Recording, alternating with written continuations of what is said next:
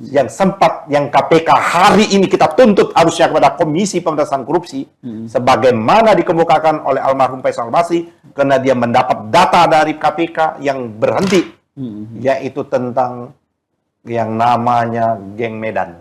Seperti itu, yang berdasarkan fakta persidangan yang menyangkut Gubernur Maluku Utara. Bagaimana perannya Bobi dan perannya Erlangga. Ada lagi yang dikemukakan, pada waktu kita menyetop ekspor nikel, ternyata berjalan penyeludupan nikel yang tidak membawa pemasukan kepada negara 0 rupiah, tapi triliunan yang mereka dapat dari ngerampok nikel, menyeludup nikel kita itu udah KPK. Cuman KPK tidak berani. Menurut saya udah layak KPK ini kita bubarkan saja. Jangan-jangan dia sudah masuk obstruction of justice, menghalang-halangi, padahal data semuanya sudah lengkap. Data pengadilan, data-data yang lain, bukti-bukti sudah lengkap. Bahkan sudah meminta yang namanya Faisal Basri untuk menyampaikan. Dan itu sudah berkali-kali disampaikan oleh Faisal Basri secara terbuka.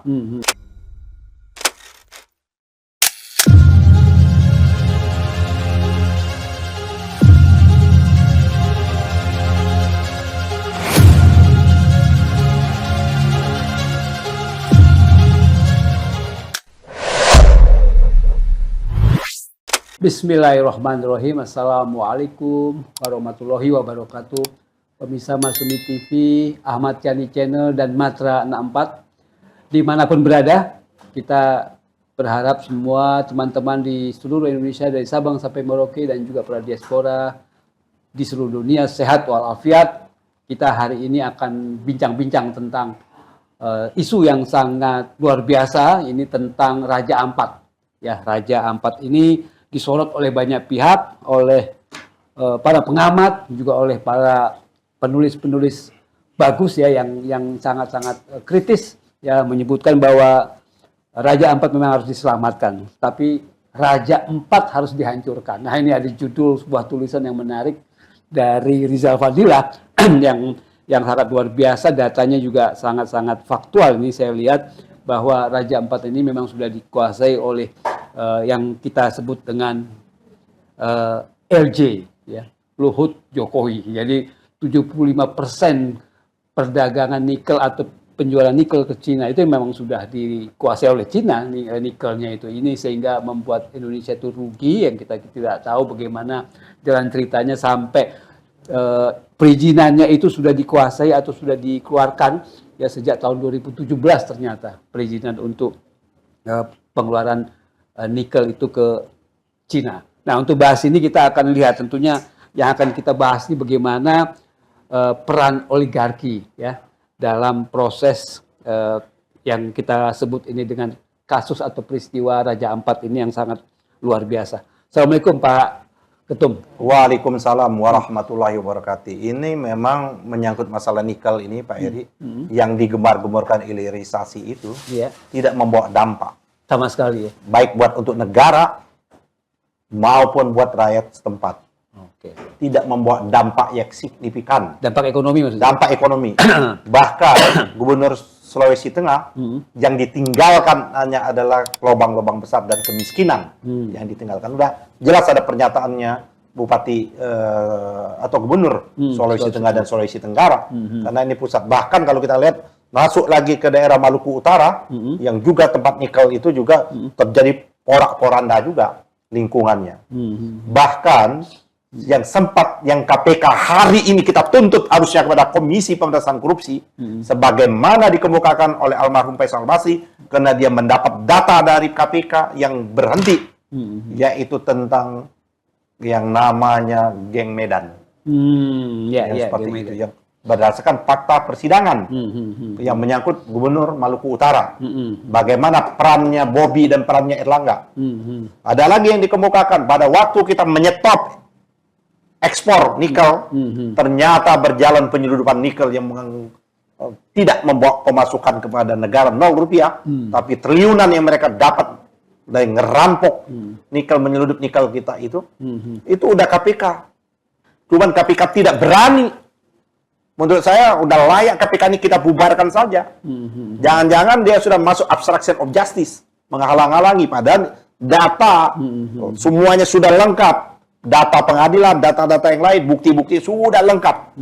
Bahkan sudah meminta yang namanya Faisal Basri untuk menyampaikan. Dan itu sudah berkali-kali disampaikan oleh Faisal Basri secara terbuka.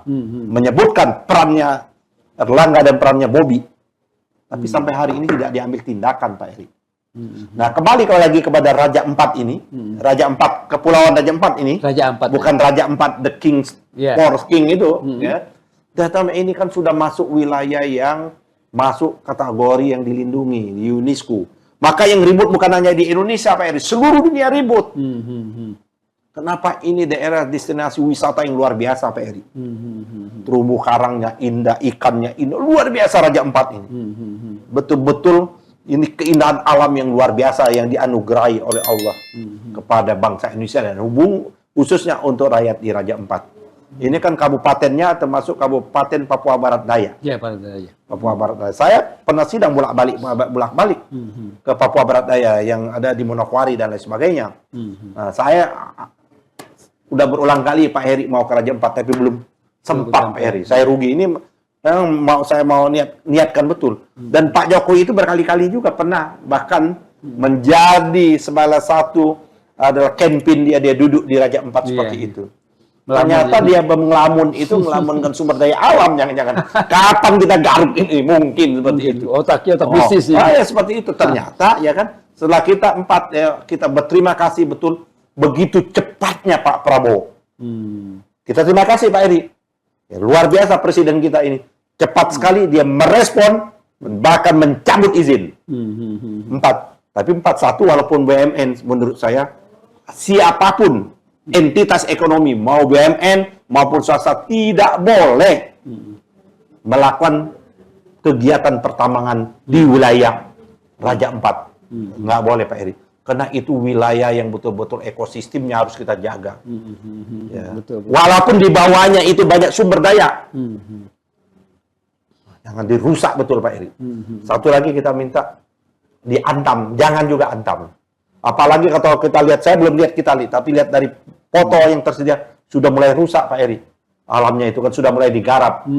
Itulah mungkin pengangkutan, ya kan? Kita tidak tahu. Ini tidak ada jawaban juga dari Mr. Jokowi dengan Ibu Iriana. Ada kapal, ya kan Jokowi, JKW, dan Dewi Iriana. Ini kan supaya kalau pakai nama itu kan tidak dilakukan penangkapan Pak Eri. Aman gitu ya. Baik tidak ditangkapkan Bakamla, Airut, Bea Cukai, Angkatan Laut, nggak berani ada tulisan itu. Pertanyaannya sudah berapa kali hilir mudik seperti itu. Dan saya yakin Bea Cukai tahu, saya yakin Angkatan Laut tahu, Bakamla tahu seperti itu. Jangan sampai terjadi bagi rata istilahnya. Bagi rata kena saku rata, dibagi rata nih. Aduh, ini betul-betul luar biasa Pak Eri. Menurut saya apa yang dikemukakan oleh Menteri SDM, menurut saya tidak pada tempatnya. Bahkan ada beberapa menteri membela. Jangan-jangan dia bagian dari mendapat cuan itu, Pak Eri. Itu kata menteri. Iya, ada beberapa menteri yang bela Bahlil juga kan. Bela Bahlil. Iya, yang seperti udah benar Pak Bahlil, nggak ada salah, keliru. Iya. Berusak alam kita. Ada lagi jaraknya 40 kilo. 40 kilo itu dekat, Pak Eri. Dan masyarakat setempat protes ke Bahlil kan? Iya, semuanya untung pada waktu itu segera ada. Greenpeace menyatakan dengan rame 2 hari, Pak Eri, 2 hari rame itu.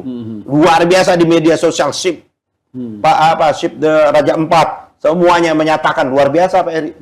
Dengan gerakan yang masif itulah maka Presiden Prabowo merespon cepat, memerintahkan kepada Menteri Sekretaris Negara, Pras, dan Kabinet memanggil menteri-menteri terkait untuk mencabut. Saya lihat body language-nya, ya walaupun kali itu agak tegang dia kan seperti itu. Jadi kita terima kasih kepada Pak Prabowo. Tapi tidak hanya Pak Prabowo, termasuk Antam menurut saya tidak boleh melakukan eksplorasi dan eksploitasi terhadap alam yang ada di Raja Empat.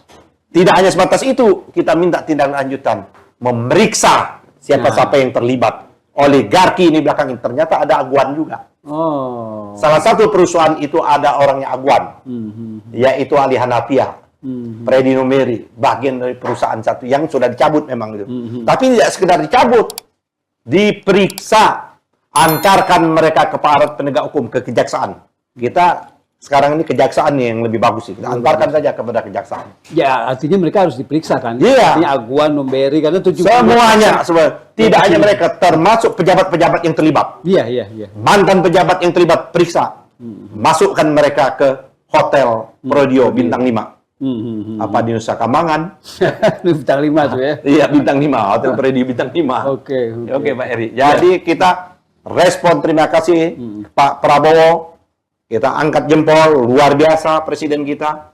Tapi tidak seperti itu, Pak. Masih ada satu lagi. Perintahkan Antam jangan melakukan eksploitasi, berhenti, jaga lagi alam dan tanggung jawab mereka untuk mengembalikan, Pak Eri.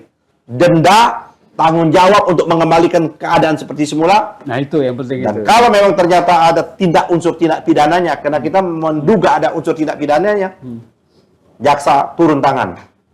Tetapkan tersangka. Menteri-menteri yang terlibat masuk Nah, daftar list untuk diganti.